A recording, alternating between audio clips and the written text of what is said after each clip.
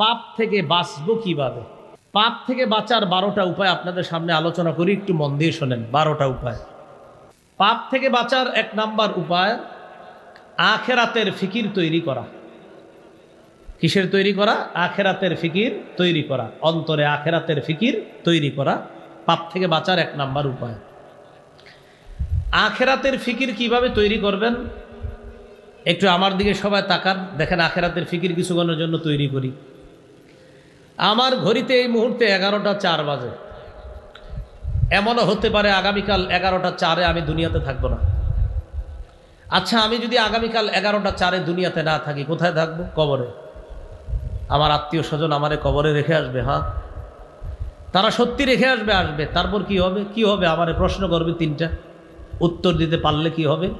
কবর জান্নাতের টুকরা হবে, না পারলে জাহান্নামের অংশ হবে। সত্যি। হ্যাঁ, তাহলে আগামীকাল 11টা 4টায় আমি 11টা 4-এ যদি আমি কবরে থাকি, আমার সাথে কি যাবে? কি যাবে? নবী বলেন, যদি আমল ভালো করে থাকো আমল যাবে।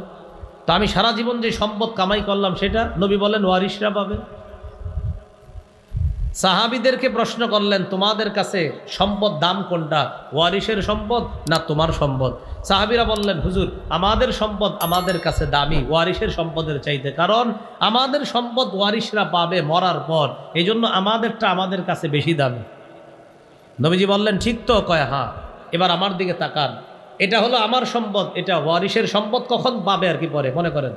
তো নবীজি বলেন, একটা হলো আমল আর একটা হলো মাল। তোমার আমলটা হলো তোমার সম্পদ, তোমার মাল হলো ওয়ারিশের সম্পদ। নবী বলেন, তোমার আমল হলো তোমার সম্পদ, তোমার মাল হলো ওয়ারিশের সম্পদ। বলেন তো ভাই, আমল কার সম্পদ? আমার। বলেন, আমল কার আর মাল কার? ওয়ারিশ। তো নবীজি বললেন, তোমরাই তো বললা তোমাদের সম্পদ বেশি দামি। হ্যাঁ। নবীজি বললেন, তোমাদের সম্পদ হলো আমল, ওয়ারিশের সম্পদ হলো মাল, তাই তোমার সম্পদ এটা পাবে ওয়ারিশ, আর তোমার যে আমল নামা এটা তুমি পাবা।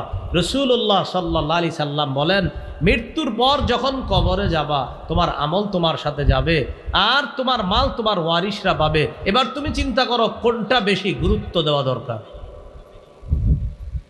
তাহলে আমাদের সম্পদের নাম কি বলেন তো? আমল। বলেন, আমাদের সম্পদের নাম কি? আমাদের সম্পদের নাম কি? আর ওয়ারিশের সম্পদের নাম মাল। বলেন, আমাদের সম্পদের নাম আমল, ওয়ারিশের সম্পদ। নবীজি বলেন, যা কামাই করছো ওয়ারিশ পাবে, যা আমল করছো তুমি পাবা। এইভাবে আপনি আখেরাতের ফিকির তৈরি করা। আরেকটা ফিকির তৈরি করেন, আপনাকে ডাক্তার বলল আগামী 24 ঘন্টা আপনার শরীরটা আর টিকে থাকবে, শরীর ড্যামেজ হয়ে গেছে, 24 ঘন্টার পরে আপনি বেঁচে থাকবেন না, আস্তে আস্তে আপনার শরীর ড্যামেজ। এই 24টা ঘন্টা আপনার কি অবস্থা হবে আপনি একটু চিন্তা করেন তো। বাসায় আসলেন, আসার পর আপনার আব্বা আপনাকে বকাঝকা শুরু করলো, আপনি আপনার আব্বার দিকে হাসি মুখে তাকায় থাকবেন। কেন? আব্বা বকেন, 24 ঘন্টা পর আর পাবেন না। বন্ধুরা আপনারা যদি সবাই মিলেও বকাবচকা করে, তো তুই ভালো না, এই না সেই না, অন্যদিন রাগ হয়ে গেল, আজকে রাগ হন না কেন? কারণ আপনার মাথায় টেনশন হলো, তোরা আর কতক্ষণ আমার এইগুলা বলবি বল। আপনার ভাই বোন, আপনার আত্মীয় স্বজন সবাই আপনারা আজকে জ্বালায়, কিচ্ছু বলেন না, কারণ আপনি তাদেরকে বলেন নাই যে 24 ঘন্টার মধ্যে আমার শরীরটা আস্তে আস্তে ড্যামেজ হয়ে যাবে, আমি দুনিয়া থেকে বিদায় নিব। ঘটনা চক্রে ওই 24 ঘন্টার নামাজও এসে গেছে। ডাক্তার বলার পর জোহরের নামাজটা পাইছেন, বলেন তো এই জোহরটা কেমন পড়বেন? হ্যাঁ, কত কত যত্ন নিয়ে পড়বেন, কারণ আমি তো থাকবো না। আসর কত যত্ন নেবেন, মাগরিব কত যত্ন, এশা কত যত্ন। তাহলে ডাক্তার বলার কারণে সব কিছুর প্রতি আপনার এত যত্ন আইসা দিল। আল্লাহ তাআলা বলে দিয়েছেন, মৃত্যু যে কোনো সময় তোমার হয়ে যাবে, অতএব প্রত্যেকটা নামাজ আজকে থেকে আমার আপনার মনে রাখা যে এটা আমার জীবনের শেষ নামাজ। এইভাবে আপনি মৃত্যুর কথা স্মরণে আসেন, দেখবেন আপনার গুনাহ অটোমেটিক চলে যাচ্ছে। আমি বললাম তো আগামী 24 ঘন্টা আপনারা ট্রাই করেন, আখেরাতের স্মরণ আনেন। এলাকার মানুষ বলবে, ওর হয়েছে কি রে? আপনি যখন আখেরাতের ফিকির তৈরি করবেন, এলাকার মানুষ বলবে ওর কি হয়েছে, মানে আপনার ভিতরে আলাদা চেঞ্জিং দেখে তারা বলবে ওর কি হয়েছে, মানে ওরাও বুঝতেছে আপনার মধ্যে আলাদা একটা কিছু কাজ করতেছে। এই হলো 1 নাম্বার আখেরাতের ফিকির তৈরি করা। 2 নাম্বার খাঁটি তওবা করা।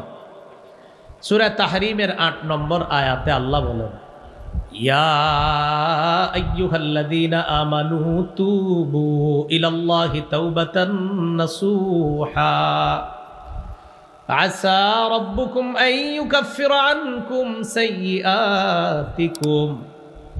আল্লাহ বলেন, হে ঈমানদার, তোমরা আল্লাহর কাছে খাঁটি তওবা করো, আশা করা যায় তোমাদের রব তোমাদের জীবনের গুনাহগুলো ক্ষমা করে দিবেন, তোমাদের রব তোমাদেরকে মাফ করে দিবেন।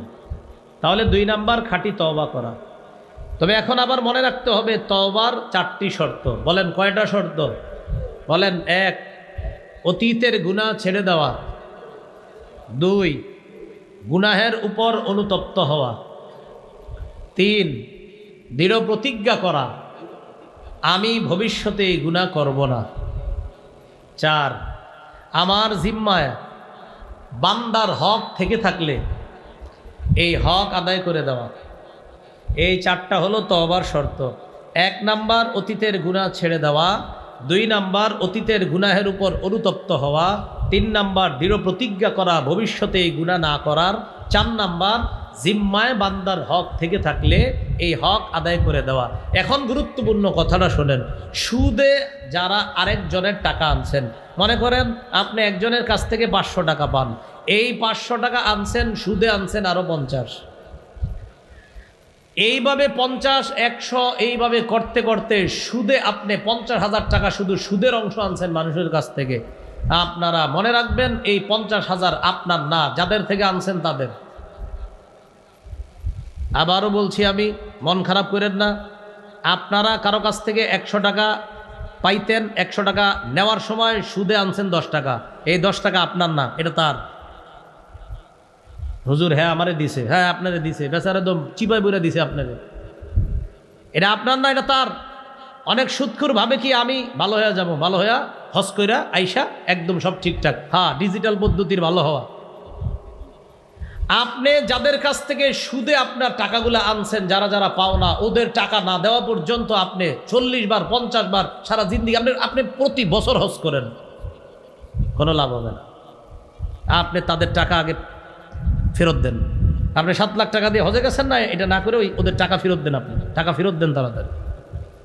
তাহলে তওবার 4টি শর্ত। 1 নাম্বার অতীতের গুনাহ ছেড়ে দেওয়া, 2 নাম্বার গুনাহের উপর অনুতপ্ত হওয়া, 3 নাম্বার প্রতিজ্ঞা করা আমি ভবিষ্যতে গুনাহ করব না, 4 নাম্বার আপনার জিম্মায় যেই পাওনা আছে এই পাওনা আপনি আদায় করে দেওয়া। আল্লাহ কথাগুলা মনে রাখার তৌফিক দান করেন। এইগুলো খাঁটি তওবা। গুনাহ মাফের 2 নাম্বার উপায়।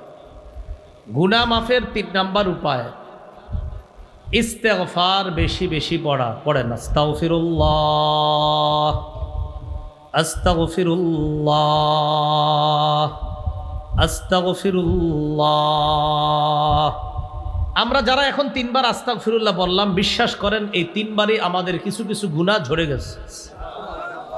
সূরা আলী ইমরানের 135 নম্বর আয়াতে আল্লাহ বলেন, ওয়াল্লাযীনা ইযা ফাআলু ফাহিশাতান আও যালামু আনফুসাহুম যাকারুল্লাহ ফাস্তাগফারু লিযুনুবিহিম ওয়া মান ইয়াগফিরুয যুনুবা ইল্লাল্লাহ ওয়া লাম ইউসিররু আলা মা ফাআলু ওয়া হুম ইয়ালামুন। যাদের গুনাহ হয়ে যায় সাথে সাথে আল্লাহকে স্মরণ করে, সাথে সাথে ক্ষমা প্রার্থনা করে, আল্লাহ বড় পাপ করে ফেলছি, আল্লাহ তুমি মাফ করে দাও।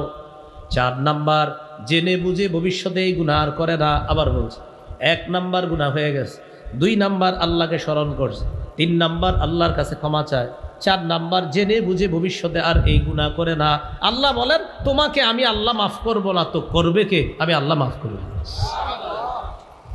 এক হাদিসের মধ্যে আসছে, কোনো বান্দা গুনাহ করার পর যখন আল্লাহকে বলে আল্লাহ আমাকে মাফ করেন, তখন আল্লাহ ফেরেশতাদেরকে বলে, ও ফেরেশতারা, ও পাপ করছে করার পর আলিমা আন্না লাহু রব্বা, ও এটা জানে ওর একজন রব আছে, ইয়াগফিরুয যামবা, যে রব তাকে মাফ করে দেয়। এই জন্য আমি আল্লাহর কাছে ও ক্ষমা চাইছে, কারণ ওর বিশ্বাস আমি আল্লাহ ওকে মাফ করে দিব। ফেরেশতারা সাক্ষী থাকো, আমি ওকে মাফ করে দিলাম। তাহলে গুনাহ মাফের 3 নাম্বার উপায় ইস্তেগফার পড়া। কি পড়া? ইস্তেগফার। আল্লাহ আমল করার তৌফিক দান করেন। ইস্তেগফার সারাক্ষণ বলবেন। অজু থাকলেও পড়তে পারবেন, না থাকলেও পড়তে পারবেন। বাসে, ট্রেনে, লঞ্চে, বিমানে, হেলিকপ্টারে, যেখানে থাকেন ইস্তেগফার পড়েন। যাদের টাকা পয়সার অভাব ইস্তেগফার পড়েন, যাদের বৃষ্টি প্রয়োজন ইস্তেগফার পড়েন, যাদের ক্ষেত খাবার প্রয়োজন ইস্তেগফার পড়েন, যাদের ক্ষেতে পানির প্রয়োজন ইস্তেগফার পড়েন।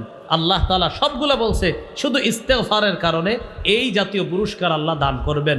দম্পতির সন্তান হয় না, ইয়াকিনের সাথে ইস্তেগফারের আমল করতে বলেন, আল্লাহ সন্তান দান করবেন। গুনাহ মাফের 4 নাম্বার উপায়, এটা আমার সাথে একটু বলেন, মনে থাকবে। বলেন, ক্ষমা পাওয়ার আশায়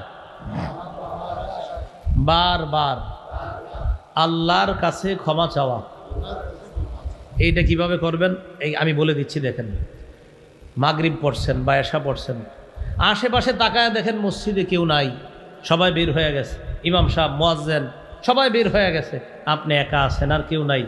মসজিদে আপনি বৈশা আল্লাহকে বলতেছেন, আল্লাহ আমি আর আপনি ছাড়া কেউ নাই, আল্লাহ মাফ করে দেন, আল্লাহ মাফ করে দেন, আল্লাহ মাফ করে দেন, আল্লাহ মাফ করে দেন, আল্লাহ আপনি ছাড়া আমাকে মাফ করার কেউ নাই। এইভাবে আপনি বারবার আল্লাহকে বলতেছেন। আল্লাহ তাআলা বলেন, তোমার গুনাহ যদি দুনিয়ার বালু পরিমাণ হয়, আমি বালু পরিমাণ ক্ষমা দিয়ে তোমাকে ক্ষমা করে দিব। তিরমিজির হাদিস, 3540 নম্বর হাদিস। ইয়াবনা আদম ইন্নাকা মা দাউতানি ওয়া রাজাউতানি গফারতু লাকা আলা মা কানা মিনকা ওয়ালা উবালি।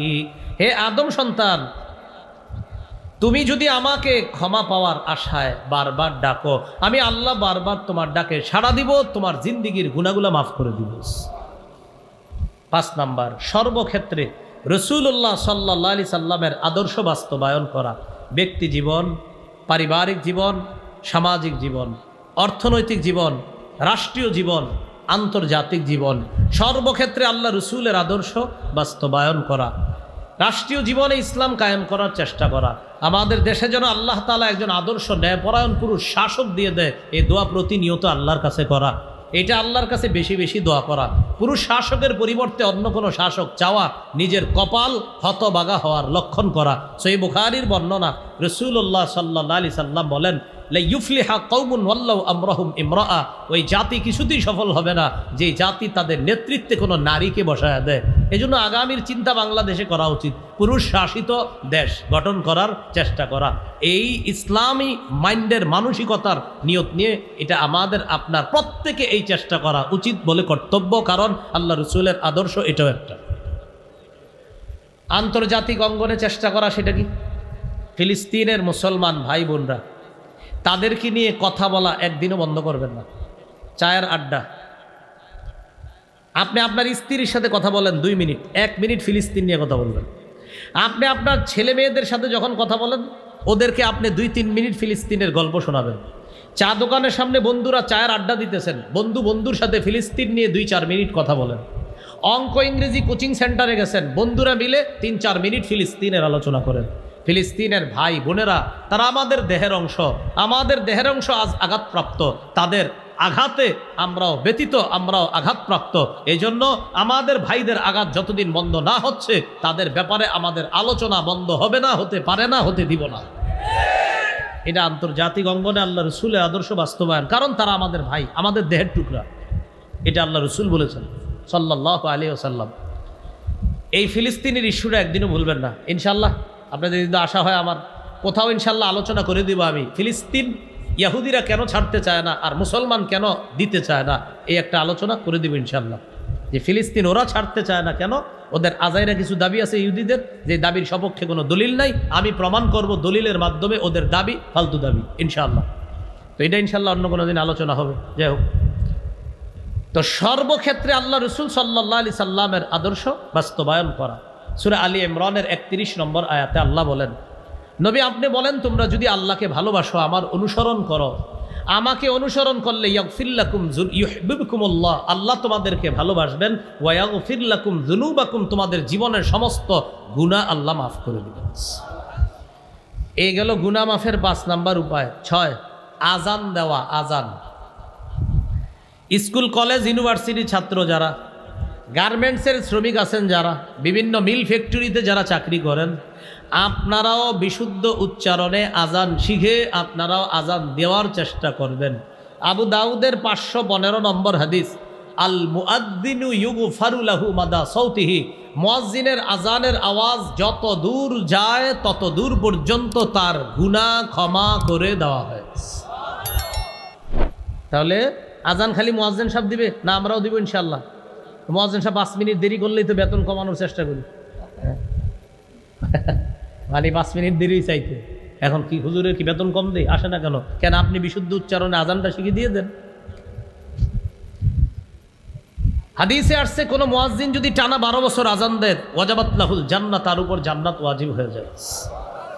কিন্তু এখন আমরা মুয়াজ্জিন এই বিষয়টাকে মনে করি কি, উনি কি করে, আর মুয়াজ্জিন মানে, আরে সূরা হামিম আস-সাজদার 31 নম্বর আয়াত, যে আয়াতে আল্লাহ বলছে ওই ব্যক্তির চেয়ে উত্তম কথা আর কার, যে মানুষকে আল্লাহর দিকে আহ্বান করে। এই জায়গায় 1 নম্বর উদ্দেশ্য মুহাম্মদ সাল্লাল্লাহু আলাইহি সাল্লাম, 2 নম্বর উদ্দেশ্য পৃথিবীর সব মুয়াজ্জিনরা এই আয়াতের উদ্দেশ্য। কখন? যখন তারা বলে হাইয়া আলাস সালাহ হাইয়া আলাল ফালাহ। আল্লাহর কোরআনের ভাষ্য অনুযায়ী মুয়াজ্জিনের এই আহ্বান পৃথিবীর শ্রেষ্ঠ আহ্বানের অন্তর্ভুক্ত হয়ে যায়। তাহলে আজান দেওয়ার চেষ্টা করা। গুনাহ মাফের 7 নম্বর উপায় 2 রাকাত নামাজ পড়া। এটা আজকে বাসায় গিয়ে পড়ে নিতে পারেন দেরি না করে। আমাদের একটা অভ্যাস হলো আমরা শুধু দেরি করি। কিছু আমল আছে নগদ করা উচিত। যেমন আমি আজকে বয়ানে বললাম, মান সাল্লাল ইশা ফি জামাআ ফাকান্নামা কামা নিসফাল লাইল। কেউ যদি এশার নামাজ জামাতে পড়ে, সে যদি রাতে ঘুমায়া থাকে, আল্লাহ তাকে অর্ধেক রাত দাঁড়িয়ে ইবাদত করার সওয়াব দান করেন। ওয়া মান সাল্লাস সুবহা ফি জামাআ, কেউ যদি ফজরের নামাজ জামাতে পড়ে, ফাকান্নামা সাল্লাল লাইলা কুল্লা, আল্লাহ তাকে সারা রাত দাঁড়িয়ে নামাজ পড়ার সওয়াব দান করেন। মানে আপনি এশা জামাতে পড়ে ঘুমায়া গেছেন, ঘুম থেকে উইঠা ফজর জামাতে পড়ছেন, আপনি সারা রাত ছিলেন ঘুমায়া। নবী বলেন তুমি ঘুমায়া থাকলেও আল্লাহ সারা রাত তোমার নামাজের সওয়াব দান করবে। এখন সুবহানাল্লাহ পড়ছেন, তো পড়ার পর কালকে চা স্টলের সামনে গিয়ে হাদিস শোনাইলেন যে ভাই শোনেন, কোনো ব্যক্তি যদি এশার নামাজ জামাতে পড়ে আল্লাহ তাআলা তাকে অর্ধেক রাত ইবাদতের সওয়াব দান করে। কোনো ব্যক্তি যদি ফজরের নামাজ জামাতে পড়ে আল্লাহ তাআলা তাকে সারা রাত নামাজের সওয়াব দান করে। চা দোকানের সামনে সবাই সুবহানাল্লাহ পুরা বলতেছে, তুমি পড়ছো নি? বা আমি এখনো শুরু করিনি। কি করিনি মানে আমরা সুবহানাল্লাহ পড়লেও আমলটা দেরি করে করি, এটা ঠিক না। আমল নগদ করা। তো গুনাহ মাফের 7 নম্বর উপায় 2 রাকাত নামাজ পড়া। আবু দাউদের হাদিস 1521 নম্বর হাদিস, মা মিন আবদিন ইউজনিবু জামবান ফায়ুহসিনুত তুহুরা ফায়াকুমু ফায়ুসাল্লি রাকাতাইন। কোনো ব্যক্তি গুনাহ হয়ে যাওয়ার পর সুন্দর করে ওযু করে 2 রাকাত নামাজ পড়লো, সালাম ফিরানো শেষ, গফারাল্লাহু লাহু জামবা, আল্লাহ তার গুনাহগুলো মাফ করে দেয়। গুনাহ মাফের 8 নম্বর উপায় 5 ওয়াক্ত নামাজ নিয়মিত পড়া। সহিহ বুখারীর 526 নম্বর হাদিস, এক ব্যক্তি রাসূলুল্লাহ সাল্লাল্লাহু আলাইহি সাল্লামের কাছে আসলেন, আসার পর বললেন, হুজুর আমার পাপ হয়ে গেছে, আমি কি করব? ওই মুহূর্তে আল্লাহ সূরা হুদের 114 নম্বর আয়াত নাজিল করে দিলেন। ওই আয়াতে আল্লাহ বলেন, ওয়া আকিমিস সালাতা তারাফাইন নাহার ওয়া যুলাফাম মিনাল লাইল ইন্নাল হাসানাতি ইউযহিবনাস সাইয়্যাত। তুমি দিনের 2 প্রান্তে নামাজ পড়ো, রাতেও নামাজ পড়ো। উদ্দেশ্য হলো 5 ওয়াক্ত নামাজ পড়ো। তুমি যদি 5 ওয়াক্ত নামাজ পড়ো, এই পুণ্যের কাজটা তোমার পাপগুলাকে দূর করে দিবে, মিটিয়ে দিবে। এই আয়াত দ্বারা বোঝা যায় কোনো ব্যক্তি যদি নিয়মিত 5 ওয়াক্ত নামাজ পড়ে, নামাজের মাঝে তাদের যে কিছু গুনাহ শয়তান করায়া ফেলে, ওই পরবর্তী নামাজের কারণে আগের গুনাহগুলো আল্লাহ মাফ করে দেয়। গুনাহ মাফের 9 নম্বর উপায় জামাতের সাথে নামাজ পড়া। সহিহ মুসলিমের বর্ণনা, এক ব্যক্তি রাসূলুল্লাহ সাল্লাল্লাহু আলাইহি সাল্লামের কাছে আসছে, আসার পর বললেন, আকিম আলাইয়া হাদ্দান ইয়া রাসূলুল্লাহ, হুজুর আমাকে বিচার করেন, আমি বড় গুনাহ করছি। ইতিমধ্যে জামাত দাঁড়ায় গেছে, নামাজ পড়াইলেন নবী। নামাজ পড়ানোর পর এই ব্যক্তি বলতেছে, হুজুর আমার বিচারটা করবেন না, আমি বড় গুনাহ করে ফেলছি। দেখেন ওই যুগে গুনাহ হয়ে যাওয়ার পর তারা কত পেরেশান। নবীজি বললেন, আহাদারুতাস সালাতা মাআনা, তুমি কি আমাদের সাথে জামাতে নামাজ পড়ছো? তিনি বললেন হ্যাঁ। ফাকালা রাসূলুল্লাহ সাল্লাল্লাহু আলাইহি ওয়াসাল্লাম গুফিরাত লাক। রাসূলুল্লাহ সাল্লাল্লাহু আলাইহি সাল্লাম বলেন, জামাতে নামাজ পড়ার কারণে আল্লাহ তোমার গুনাহ মাফ করে দিয়েছে। মাফের 10 নম্বর উপায়, একটা গুনাহ হয়ে গেলে সাথে সাথে একটা নেকির কাজ করা। এই বয়ানের বদহজম করবেন না। বদহজম মানে আপনার আবার এই বয়ানটা এই বুঝেন না যে হুজুর বলছে একটা গুনাহ হইলে পাপ, পাপ হয়ে গেলে ভালো কাজ করা, এর মানে আজকে থেকে আমি গুনাহ করব, ভালো কাজ করব, গুনাহ করব, ভালো কাজ করব, এরকম না। আমি কি বলছি গুনাহ করলে না গুনাহ হইলে? মুসলমান গুনাহ করতে পারে না, মুসলমানের গুনাহ হয়ে যেতে পারে, গুনাহ হয়ে গেলে গুনাহ থেকে মাপ চাওয়া। তো বলছিলাম একটা পাপ হয়ে গেলে সাথে সাথে একটা ভালো কাজ করা। তিরমিজির হাদিস, ক্বালা রাসূলুল্লাহ সাল্লাল্লাহু আলাইহি ওয়াসাল্লাম আতবি'is সাইয়্যাতাল হাসানাতা তামহুহা। নবীজি বলেন একটা গুনাহ হয়ে গেলে সাথে সাথে ভালো কাজ করো, তোমার ভালো কাজটা পাপের কাজ মিটায়া দেয়। একটা গুনাহ হয়, ভালো কাজ করো, তোমার এই ভালো কাজটা পাপের কাজকে মিটায়া দেয়, দূর করে দেয়। গুনাহ মাফের 11 নাম্বার উপায় জিকিরের মজলিসে বসা। এখানে যারা বসে আছেন এটা জিকিরের মজলিস। সহিহ বুখারীর বর্ণনা 6408 নম্বর হাদিস। এই মজলিসটাকে এই মুহূর্তে ফেরেশতারা চারদিক থেকে বেষ্টন করে আল্লাহর আসমান পর্যন্ত পৌঁছে গেছে। আল্লাহ পাক রব্বুল আলামিন ফেরেশতাদেরকে বলবেন ইশহাদু আন্নী কদ গফারতু লাহুম, সাক্ষী থাকো এখানে যারা বসা আমি সকলকে মাফ করে দিলাম। অনেকে আসছে পিছনে এসে বসছে, এরকম হয় না? যারা শুরু থেকে ছিল না, ফেরেশতা বলে আল্লাহ যারা পিছনে এসে বসছে এদের কি অবস্থা হবে? আল্লাহ তাআলা বলেন হুমুল জুলাসা উলা ইয়াশকা জালিসুহুম, এই মজলিসে যারা বসা তাদের পিছনে এসে যারা বসবে আমি আল্লাহ তাদেরকেও মাফ করে দেব। এই জন্য আপনারা বুদ্ধি করে এখন থেকে সব সময় শেষে আসবেন নাকি? হ্যাঁ, মানে সবাই শেষে আসলে তো হবে না। এই হলো 11 নাম্বার উপায় গুনাহ মাফের। সর্বশেষ 12 নাম্বার উপায় জিকির করা। হাদিসের মধ্যে আসছে রাসূলুল্লাহ সাল্লাল্লাহু আলাইহি সাল্লাম বলেন আহাব্বুল কালামি ইলাল্লাহি আরবা, সুবহানাল্লাহ ওয়ালহামদুলিল্লাহ লা ইলাহা ইল্লাল্লাহ ওয়াল্লাহু আকবার। নবীজি বলেন আল্লাহর কাছে সবচেয়ে পছন্দের কথা হলো 4টা। 1 নাম্বার সুবহানাল্লাহ, 2 নাম্বার আলহামদুলিল্লাহ, 3 নাম্বার লা ইলাহা ইল্লাল্লাহ, 4 নাম্বার আল্লাহু আকবার। আবার এই 4টার মধ্যে শ্রেষ্ঠ কোনটা? আফজালুয যিকরি লা ইলাহা ইল্লাল্লাহ। আল্লাহর কাছে সবচেয়ে শ্রেষ্ঠ জিকির হলো লা ইলাহা ইল্লাল্লাহ। এবার আমার সাথে বলেন 5 ওয়াক্ত নামাজের পর 33 বার সুবহানাল্লাহ, 33 বার আলহামদুলিল্লাহ, 33 বার আল্লাহু আকবার, 3 99 বার পড়ার পর 100তম বারে এই দোয়াটি পড়ব। পড়েন লা ইলাহা ইল্লাল্লাহু ওয়াহদাহু লা শারীকা লাহ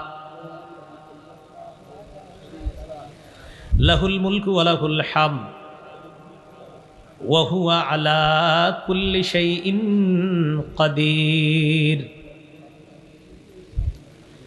গফিরাত খাতায়াহু ওয়া ইন কানাত মিসলা জাবাদিল বাহরি। এই আমলটা যারা 5 ওয়াক্ত নামাজের পরে করবে সমুদ্রের ফেনা পরিমাণ গুনাহও আল্লাহ মাফ করে দিবেন। কোনটা? এই যে 5 ওয়াক্ত নামাজের পর করব তো আমল ইনশাআল্লাহ, আল্লাহ তৌফিক দান করেন। আর একটা আমল এখন নগদ করবেন, যাইতে যেতে, বাড়িতে যাইতে যাইতে একদম ছোট্ট একটা আমল। বলেন সুবহানাল্লাহি ওয়া বিহামদিহি, আবার আবার আবার সুবহানাল্লাহি ওয়া বিহামদিহি, সুবহানাল্লাহি ওয়া বিহামদিহি। 5 বার হয়েছে। আর কতবার আছে? 95 বার। কয়বার? এই যাইতে যাইতে পড়ে ফেলবেন, 1-2 মিনিট সময় লাগবে সর্বোচ্চ। এই 100 বার যারা এটা আজকে পড়বেন, সহিহ বুখারীর 6405 নম্বর হাদিস, কেউ যদি নিয়মিত 100 বার এটা পড়ে আল্লাহ তার সমুদ্রের ফেনা পরিমাণ গুনাহ মাফ করে দেন। তাহলে এই আমলটা করা একটুকি শুধু সুবহানাল্লাহি ওয়া বিহামদিহি, সুবহানাল্লাহি ওয়া বিহামদিহি, সুবহানাল্লাহি ওয়া বিহামদিহি, সুবহানাল্লাহি ওয়া বিহামদিহি, এতটুকু প্রতিদিন 100 বার। আল্লাহ আমাদেরকে আমল করার তৌফিক দান করেন। তোমরা প্রকাশ্য পাপ, গোপন পাপ ছেড়ে দাও, এটা হলো আল্লাহর আদেশ। সূরা আনআমের 151 নম্বর আয়াতে আল্লাহ নিষেধ করেছেন ওয়ালা তাকরাবুল ফাওয়াহিশা মা যাহারা মিনহা ওয়া মা বাতান, প্রকাশ্য অশ্লীলতা, গোপন অশ্লীলতার কাছেও যেও না। 2 আয়াতের শিক্ষা হলো বর্তমানে যে পাপের মধ্যে আমরা ডুবে আছি এই পাপ ছেড়ে দেওয়া। দ্বিতীয় শিক্ষা হলো নতুন করে পাপের কাছে না যাওয়া। আল্লাহ আমাদেরকে বর্তমান পাপগুলা বর্জন করে নতুন করে কোনো পাপের কাছেও যেন আমরা না যাই। আল্লাহ আমাদেরকে এমন খাঁটি মুমিন হওয়ার তৌফিক দান করে।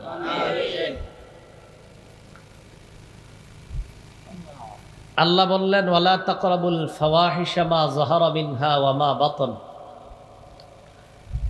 প্রকাশ্য অশ্লীলতা, গোপন অশ্লীলতার কাছেও যেও না। অশ্লীলতা এখন আমাদের পকেটে পকেটে আছে। চাইলেই মানুষ এখন খুব সহজে অশ্লীল কোনো কিছু করা তার পক্ষে সহজ। সহিহ বুখারীর বর্ণনা 6612 নম্বর হাদিস। রাসূলুল্লাহ সাল্লাল্লাহু আলাইহি ওয়াসাল্লাম বলেন, ইন্নাল্লাহা কাতাবা আলা ইবনি আদম হাজ্জাহু মিনাজ জিনা আদরাকা যালিকা লা মাহালা। নিশ্চয় আল্লাহ তাআলা আদম সন্তানকে জিনার পরীক্ষা দ্বারা পরীক্ষা করবেন। ফাজিনাল আইনি আন নাজরু, চোখের জিনা হলো দেখা। এখন একটু নিজেরে পরীক্ষা করবেন। চোখের জিনা দেখা, যাকে সরাসরি দেখা হারাম, তাকে নাটক সিনেমায় দেখা হারাম, ভিডিও কলে দেখাও হারাম। এখন এই যে চোখের গুনাহটা, এটা আমরা কয়জন বাঁচতে পারতেছি? ওয়াজিনাল লিসান আল মানতিক, মুখের জিনা হলো কথা বলা। যার সাথে কথা বলা সরাসরি হারাম, মোবাইলেও তার সাথে কথা বলা হারাম। কিন্তু আপনি চিন্তা করে দেখেন, এই গুনাহের মধ্যে কত মানুষ প্রতিনিয়ত জড়িয়ে পড়ছে। ওয়ান্নাফসু তামান্না ওয়া তাশতাহি, অন্তর খারাপ কল্পনা করে, এটা অন্তরের জিনা। কারো ব্যাপারে খারাপ ধারণা করতে থাকে, এটা অন্তরের জিনা। অসংখ্য অগণিত মানুষ এই জাতীয় গুনাহের মধ্যে জড়িয়ে আছে। এখন আপনারা প্রত্যেকে নিজেরই জিজ্ঞাসা করে দেখবেন, গত 1 মাস যাবৎ কয়জন পারছেন নাটক সিনেমা না দেখে থাকতে? কয়জন পেরেছেন মোবাইলে কোনো ধরনের কোনো নারীকে আপনি দেখেন নাই, যাকে দেখা হারাম এরকম কাউকে আপনি গত 1 মাস দেখেন না? নিজে নিজের প্রশ্ন করেন, জবাব পেয়ে যাবেন। সেটা টিকটক হোক, সেটা নাটক হোক, সেটা সিনেমা হোক, সেটা কোনো অ্যাডের মধ্যে হোক, সেটা কোনো মাধ্যমে হোক। এই জন্য আল্লাহ বললেন, প্রকাশ্য অশ্লীলতা, গোপন অশ্লীলতার কাছেও যেও না। অনেক মানুষ আছে আমাদের সামনে গুনাহ করে না, কিন্তু তিনি পর্দার আড়ালে গুনাহ করে। এরকমও মানুষ পাবেন আপনি। তাদের ব্যাপারে রাসূলুল্লাহ সাল্লাল্লাহু আলাইহি ওয়াসাল্লাম বলেন, লা আ'লামান্না আকওয়ামান মিন উম্মতি ইয়াতুনা ইয়াওমাল কিয়ামাতি বিহাসানাতিন আমসালি জিবালি তিহামাতা বাইদা ফায়াজআলুহা আল্লাহু হাবাআম মানসুরা। নবী বলেন, আমার উম্মতের এমন অসংখ্য মানুষ আমি চিনি, জানি, যাদের ব্যাপার, যারা কিয়ামতের ময়দানে তিহামার সাদা পাহাড়ের মতো বিশাল বিশাল পাহাড়ের স্তূপ নিয়ে কিয়ামতের মাঠে উপস্থিত হবে। আল্লাহ তাআলা তাদের এই বিশাল আমল নামাকে বালুর মতো বানায়া দিবে। কিসের মতো? বালু, বালু দেখা যাবে না, বিক্ষিপ্ত ধূলিকণা। ফায়াজআলুহা আল্লাহু হাবাআম মানসুরা, আল্লাহ তাদের এই আমলগুলা অদেখা বিক্ষিপ্ত বালুর মতো বানাবে। এই মুহূর্তে উপরে তাকান, বালু দেখা যাচ্ছে না, কিন্তু এখানে কিছু বালু উঠতেছে এখন, যেটা আমরা দেখতেছি না। এটা শীতকালে আপনি দেখবেন টিনের ঘর থেকে ছোট্ট একটা ছিদ্র দিয়ে রৌদ্র ঢুকলে ওই রৌদ্রের মধ্যে ছোট্ট ছোট্ট কি জানি উঠতে থাকে। এটা অদেখা বিক্ষিপ্ত বালু, ধূলিকণা। আল্লাহ তাআলা বিশাল বড় বড় আমল এই বিক্ষিপ্ত ধূলিকণার মতো বানায়া দিবে কিয়ামতের মাঠে। সাহাবীরা জিজ্ঞাসা করলেন, হুজুর এরা কারা? فقال رسول الله صلى الله عليه وسلم إنهم إخوانكم ومن جلدتكم, ইয়াখুযুনা বিল-লাইলি কামা তাখুযুনা হাত্তা ইযা খালাউ বিমাহারিমিল্লাহ ইনতাহাকুহা। এরা হলো তারা যারা পর্দার আড়ালে কোনো হারামের মধ্যে যখন একা একা হয় তখন তারা ওই হারামের মধ্যে জড়িয়ে পড়ে। মানুষের সামনে তারা গুনাহগুলা করে না, কিন্তু পর্দার আড়ালে অসংখ্য অগণিত পাপের মধ্যে তারা জড়িয়ে পড়ে। আল্লাহ তাদের আমলগুলা কিয়ামতের ময়দানে বিক্ষিপ্ত ধূলিকণার মতো বানায়। তাহলে আজকের দ্বিতীয় শিক্ষাটা কি শিখলাম? নতুন করে প্রকাশ্য গুনাহ করা যাবে না, গোপন গুনাহও করা যাবে না। আল্লাহ আমাদেরকে হেফাজত করেন, আমিন। 3 নাম্বার শিক্ষা, কবিরা গুনাহ যারা আজকে এই মুহূর্তে ছেড়ে দিবেন, আল্লাহ তাআলা মায়া করে সগীরা গুনাহ মাফ করে দিবেন।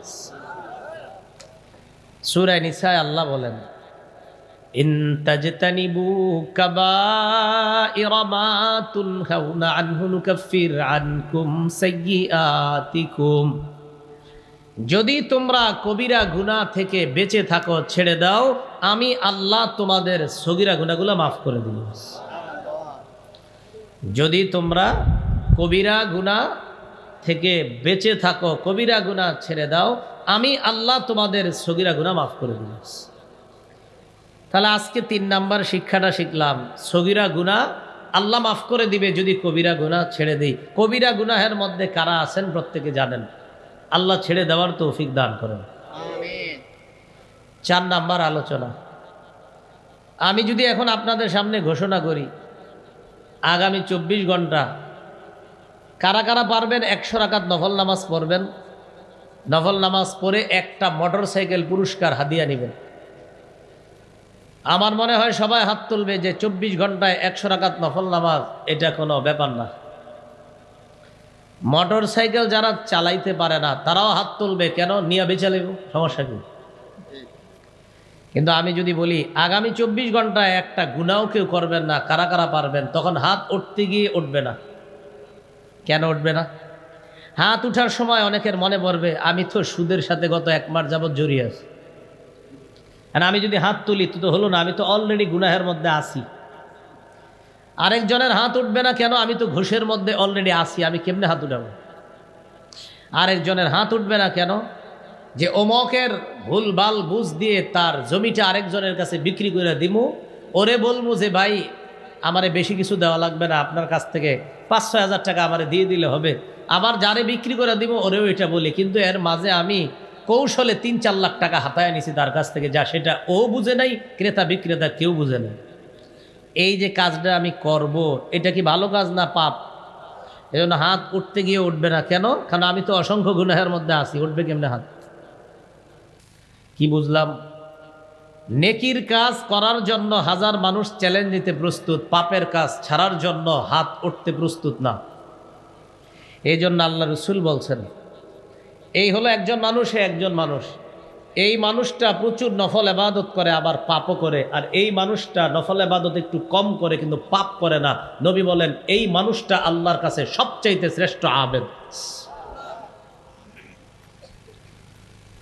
তিরমিজির হাদিস 2305 নম্বর হাদিস। হাদিসের বর্ণনাকারী আবু হুরায়রা রাদিয়াল্লাহু তাআলা তিনি বলেন, ক্বালা রাসূলুল্লাহি সাল্লাল্লাহু আলাইহি ওয়াসাল্লাম, মান ইয়াখুযু আন্নী হাউলাইল কালিমাত ফায়ামালু বিহিন্না আও ইউআল্লামু মান ইয়ামালু বিহিন্না। তোমাদের মধ্যে কে আছো এমন, আমি এখন কিছু কথা বলবো, এই কথাগুলা গ্রহণ করবা, নিজে আমল করবা, যারা আমল করবে তাদেরকে শিখাইয়া দিবা। আবু হুরায়রা রাদিয়াল্লাহু তাআলা আনহু হাত উঠাইলেন, হুজুর আমি আছি, আমি আপনার কথা গ্রহণ করব, নিজে আমল করব, অন্যকে শিখিয়ে দিব তারাও যেন আমল করে। এই হাদিস আপনাদের সামনে বলার আগে যারা শ্রোতা, এই হাদিস শোনানোর নিয়ম হলো যারা এই হাদিস শোনে তারা ওয়াদা করতে হয় যে আপনি এখন যা বলবেন আমরা সব মানব। না হলে এই হাদিস বলার নিয়ম কি? এই হাদিস বলার নিয়ম এটা যে এখন আমি আপনাদের সামনে যে হাদিসটা বলবো কারা কারা আছেন আমল করবেন, এটা হলো নিয়ম। তো সামনে যারা ওরা ওয়াদা করতে হয় আমরা আমল করব, আসলে করবেন তো? এই হাদিস শোনার আগে এটা নিয়ম।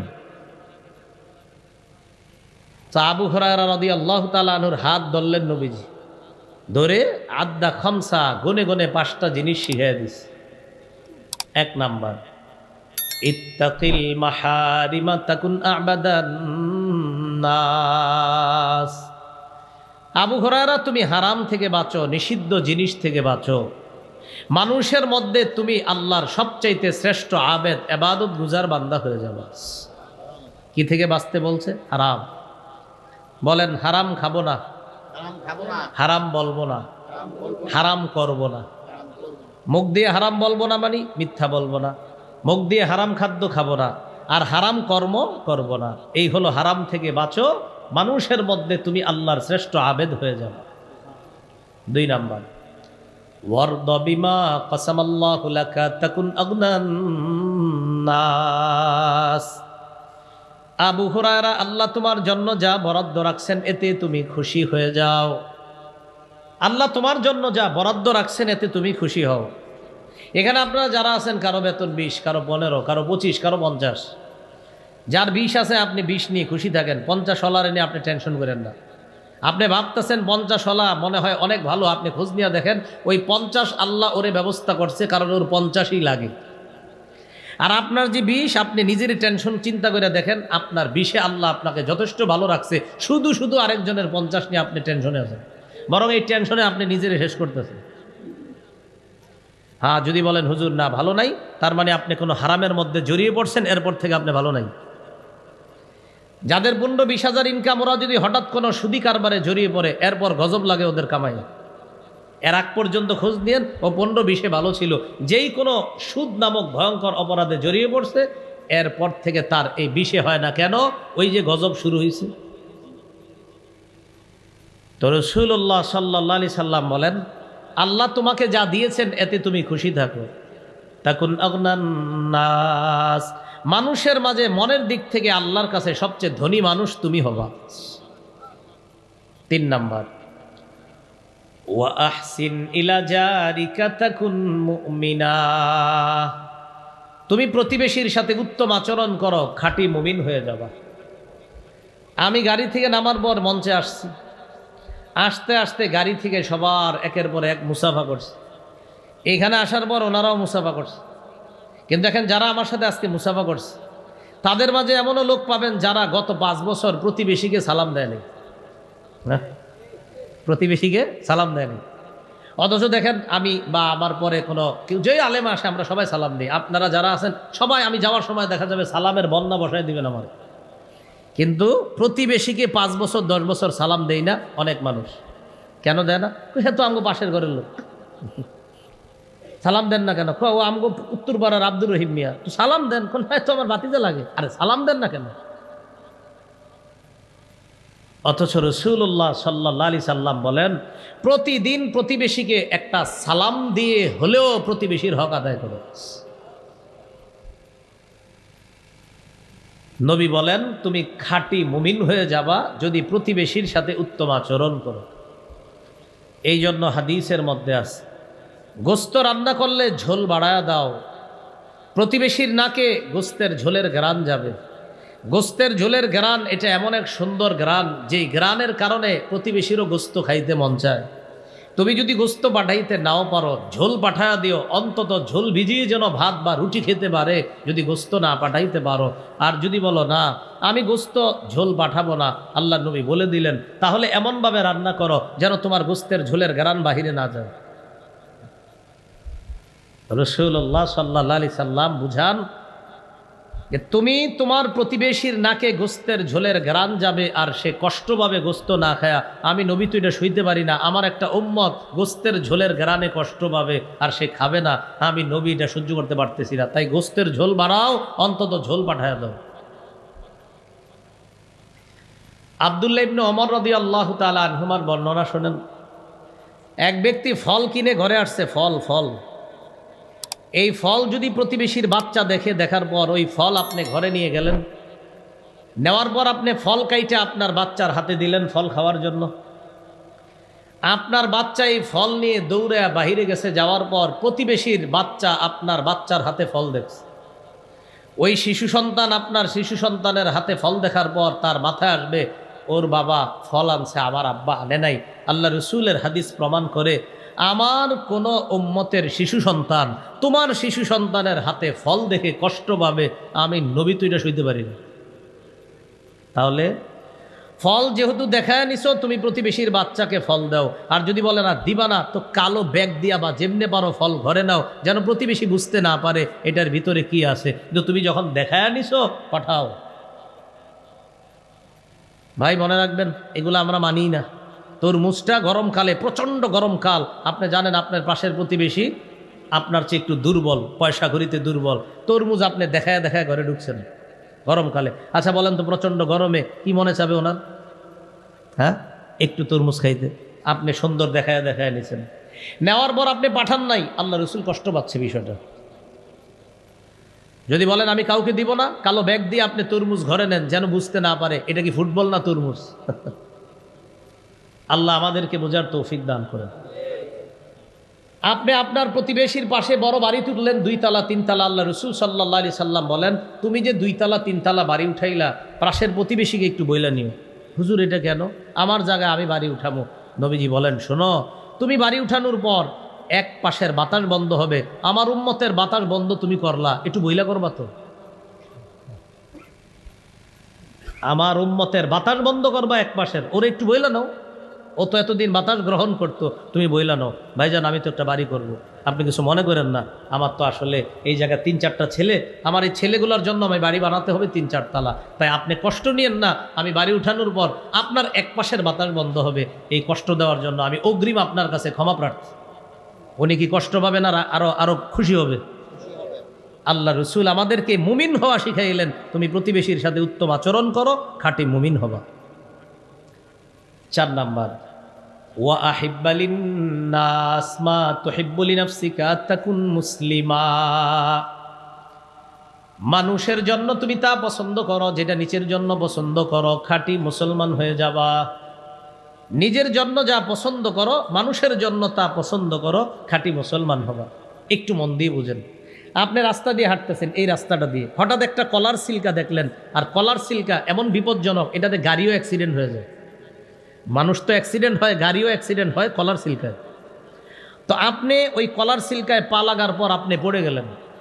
এখন আপনি তাকায় দেখলেন এই জায়গায় একটা জানালা খোলা, ও মনে হয় এই বাড়ির লোকেরা কলা খায়া সিল্কাটা ফালাইছে। এই জন্য আপনি নিয়ত করে ফেললেন কি, দাঁড়াও তোমগো বাড়ির মেন গেটে কলার সিল্কাটা রাখমু, সবগুলা পরার পর বুঝবা।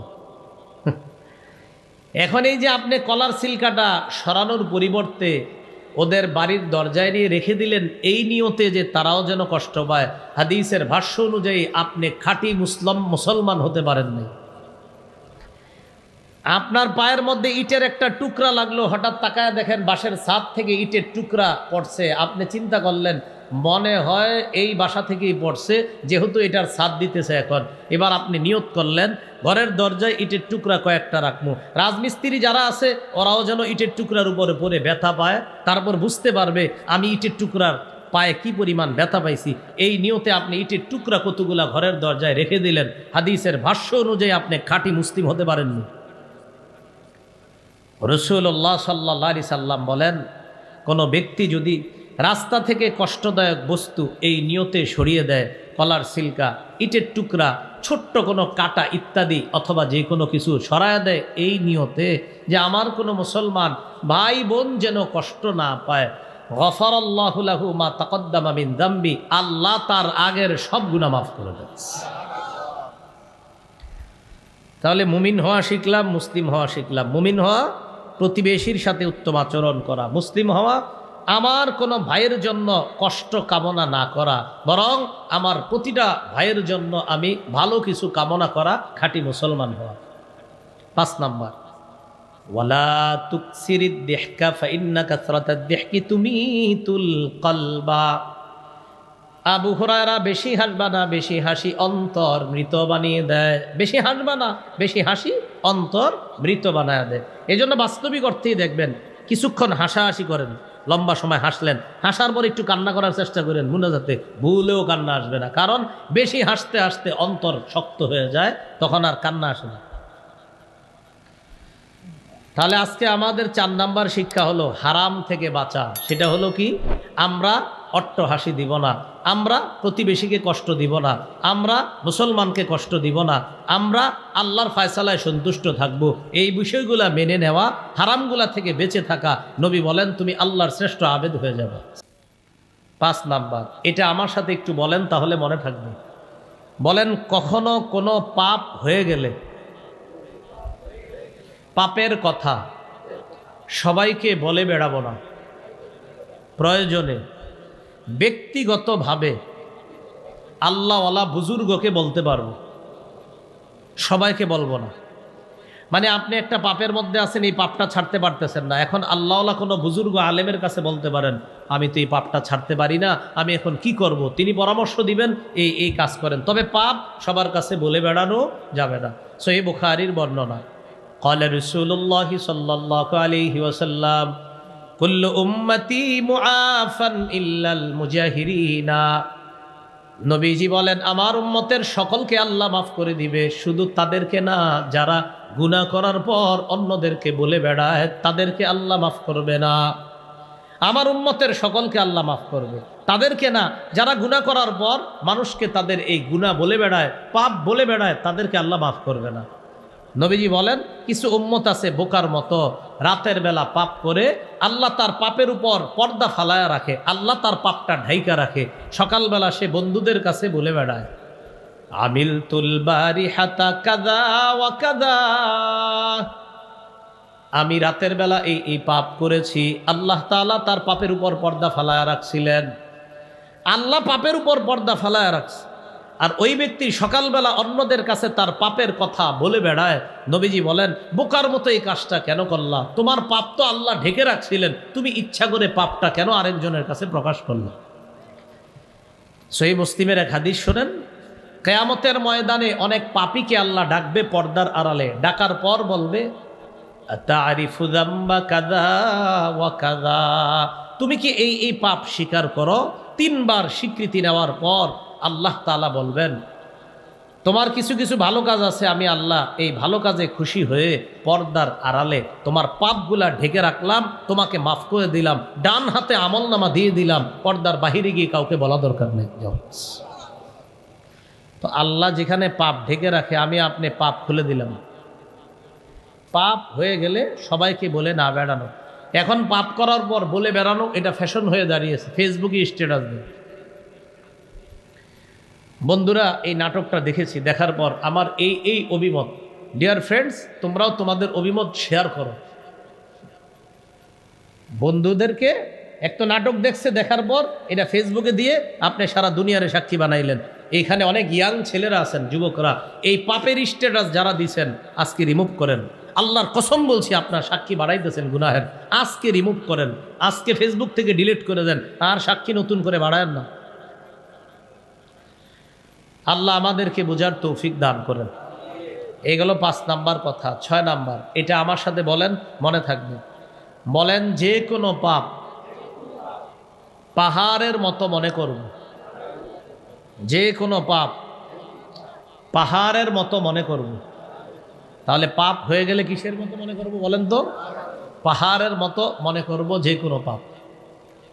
সহিহ বুখারীর বর্ণনা, আব্দুল্লাহ ইবনে মাসউদ রাদিয়াল্লাহু তাআলা আনহুর বর্ণনা, তিনি বলেন ইন্নাল আবদাল মুমিনা ইয়ারা যুনুবাহু কাআন্নাহু কাঈদুন তাহতা জাবালিন ইয়াখাফু আন ইয়াকা আলাইহি।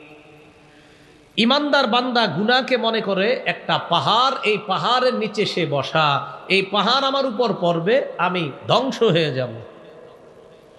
ওয়া ইন্নাল ফাজিরা ইয়ারা যুনুবাহু কাযুবাবিন মাররা আলা আনফিহি। পাপাচার বান্দা গুনাহকে মনে করে মাছির মতো, মাছি নাকের ডগার সামনে দিয়ে যায় আর চলে আসে। ইমানদার বান্দা গুনাহকে মনে করে পাহাড়, এই পাহাড় আমার উপর পড়বে, আমি ধ্বংস হয়ে যাব। পাপাচার বান্দা গুনাহকে মনে করে মাছি, এই মাছি নাকের ডগার সামনে দিয়ে যায় আর চলে আসে। এই জন্য কোনো ইমানদার যার গত 20 বছর নামাজ কাজা হয় নাই, হঠাৎ 1 ওয়াক্ত নামাজ কাজা হলে তার মতো টেনশন দুনিয়াতে আর কারো নাই। গত 20 বছর এক ব্যক্তির 1 ওয়াক্ত নামাজ কাজা হয় নাই, হঠাৎ তার নামাজ কাজা হইলে দেখবেন সারাদিন পেরেশান, ভাই কি হয়েছে আপনার, এমন করেন কেন? কিছু বলে না।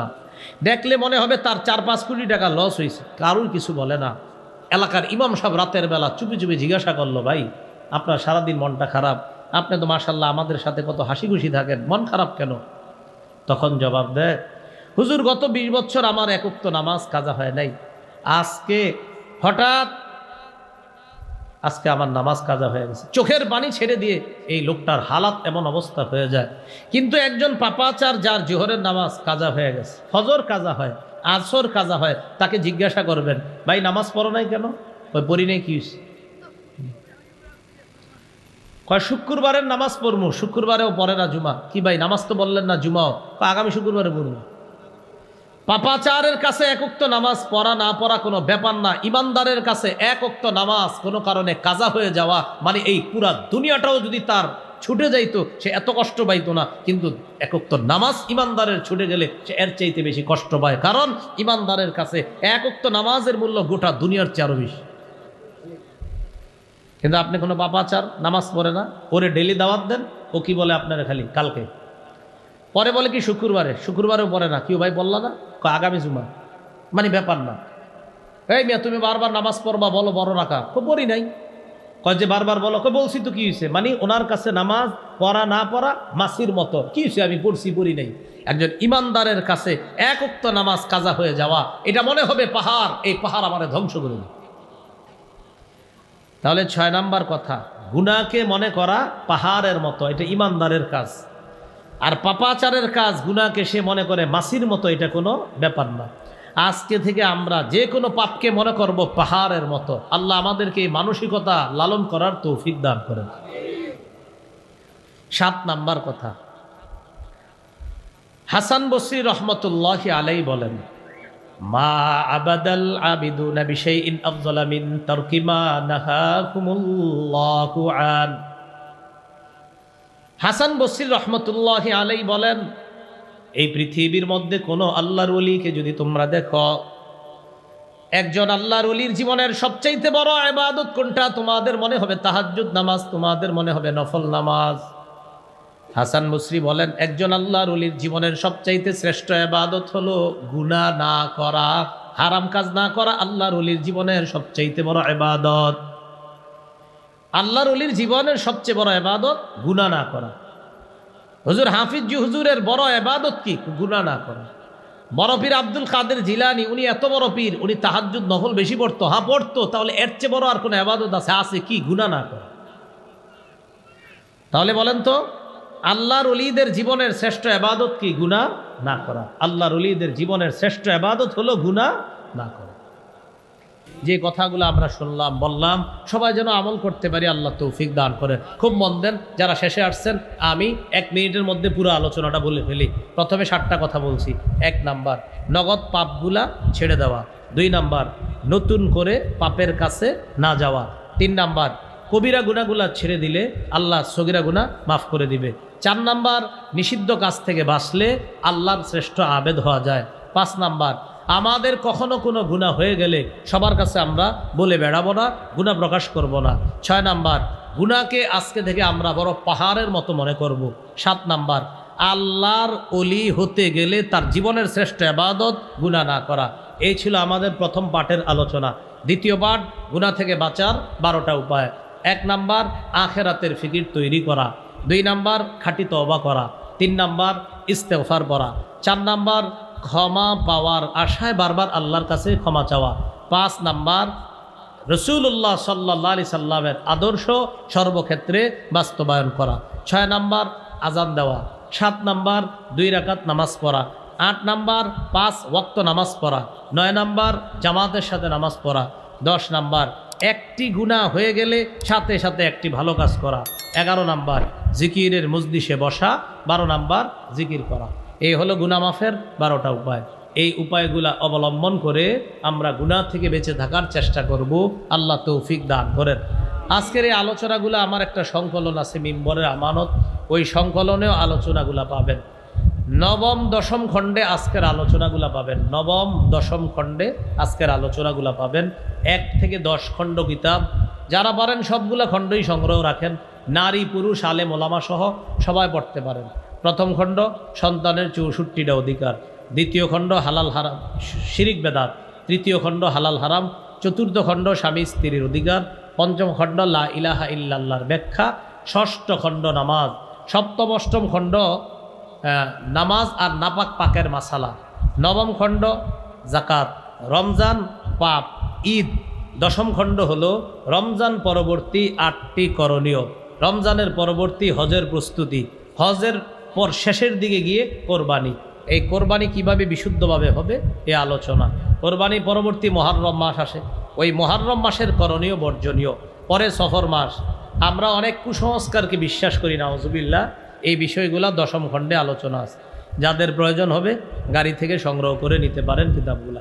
আল্লাহ তাআলা আমাদের সকলকে যে কথাগুলা শুনলাম বললাম আমরা সবাই যেন আমল করতে পারি, আল্লাহ তৌফিক দান করেন। সুবহানাল্লাহি ওয়া বিহামদিহি, সুবহানাকাল্লাহুম্মা ওয়া বিহামদিক, আশহাদু আল্লা ইলাহা ইল্লা আনতা আস্তাগফিরুকা ওয়া আতুবু ইলাইক। আমিন ওয়া আখিরু দাওয়ানা আলহামদুলিল্লাহি রাব্বিল আলামিন।